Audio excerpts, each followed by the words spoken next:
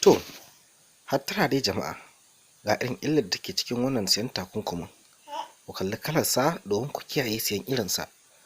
Akwai matsaloli a cikinsu sosai, don haka kowa ya kula ya san wani irin takunkumi zai siya a yayin da zai sa a bakinsa ya kare mai iska da cutar corona. Cutar corona gaskiya ce, da haka mutane mu tashi tsaye mu kare kanmu, sannan mu san irin takunkumin da za mu dinga sakawa a bakunanmu. Ga irin illar da yake haifarwa, ku kalla domin ku kiyaye.